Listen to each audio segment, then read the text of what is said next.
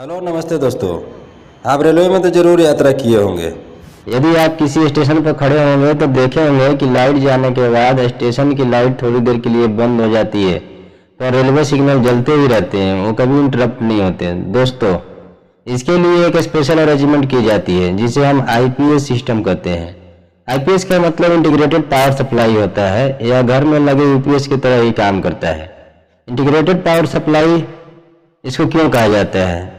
दोस्तों, signalling system के लिए वेरियस तरह की सप्लाई की जरूरत पड़ती है। 24 volt, 18 volt, 12 volt, 6 volt, 60 volt, 110 volt DC की जरूरत पड़ती है। वहीं एसी में 110 वोल्ट एसी की सिग्नल की सप्लाई की जरूरत पड़ती है।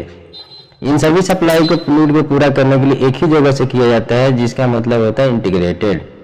आईपीएस के पहले हिस्से में दोस्तों रेक्टिफायर यानी बैटरी चार्जर लगा होता है, जिसे स्विच मोड रेक्टिफायर भी कहा जाता है। इनमें से 3 या 4 वर्किंग में रहते हैं, ताकि एक खराब भी हो जाए तो कोई फर्क ना पड़े, बैटरी चार्ज होती रहे। रेक्टिफायर 230 वोल्ट एसी सप्लाई को 110 वोल्ट डीसी सप्लाई में कन्वर्ट करता है।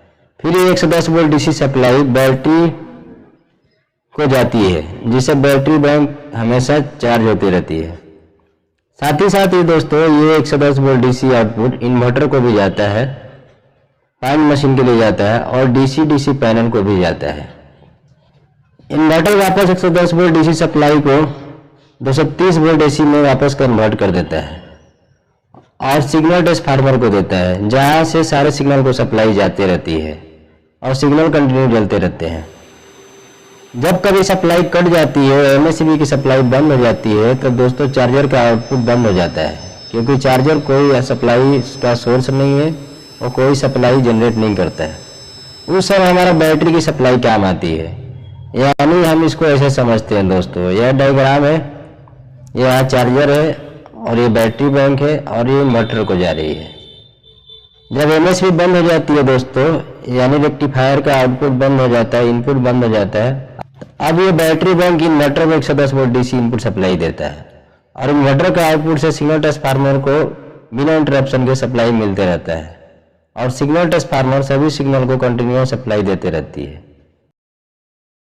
इन केस अब ये दोनों लगे इन्वर्टर फेल हो जाते हैं दोस्तों, तो उस समय एमएससीबी यदि ऑन है, मेन सप्लाई ऑन है, तो ये एवीआर से होकर के सिग्नल ट्रांसफार्मर को 230 वोल्ट सप्लाई जाते रहती है।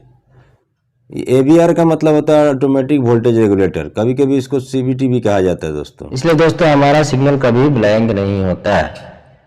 इसके अलावा बैटरी को चेंज करने के लिए पॉइंट मोटर, मशीन मोटरों, रिले इंटरलॉकिंग, ये पॉइंट मशीनों को इंटरलॉक करने वाले रिले, टेलीफोन, पैनल इंडिकेशन को जलाने के लिए एलईडी बल्ब को अलग अलग सप्लाई की जरूरत पड़ती है। इन सभी तरह के जो सप्लाई की जरूरतों को पूरा करने के लिए दोस्तों अलग अलग वोल्टेज के डीसी कन्वर्टर यूज किए जाते हैं। ये पूरा एक डीसी कन्वर्टर रैक में लगा होता है। सभी डीसी कन्वर्टर को एक 10 बार 110 वोल्ट डीसी दी जाती है इनपुट सप्लाई में, और ये इनपुट सप्लाई बैटरी के आउटपुट और एसएमआर रेक्टिफायर के आउटपुट से कॉमन ही मिलता है।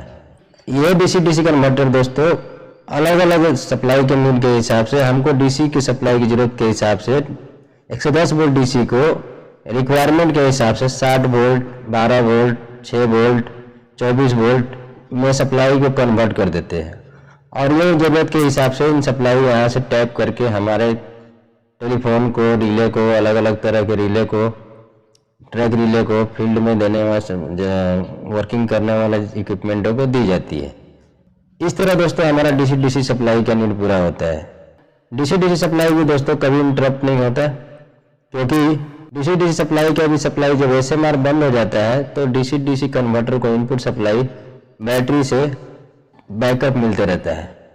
पॉइंट मशीन के लिए दोस्तों 110 वोल्ट डीसी सीरीज मोटर लगे होते हैं, इसीलिए पॉइंट मशीन के मोटर को दोस्तों डायरेक्ट 110 वोल्ट डीसी बैटरी के लीड्स और रेक्टिफायर के आउटपुट से दी जाती है। इसके लिए कोई कन्वर्टर की जरूरत नहीं पड़ती है। दोस्तों, आपको ये छोटा सा वीडियो कैसी लगी, अच्छी लगी हो तो लाइक और शेयर, सब्सक्राइब जरूर कीजिएगा। धन्यवाद दोस्तों।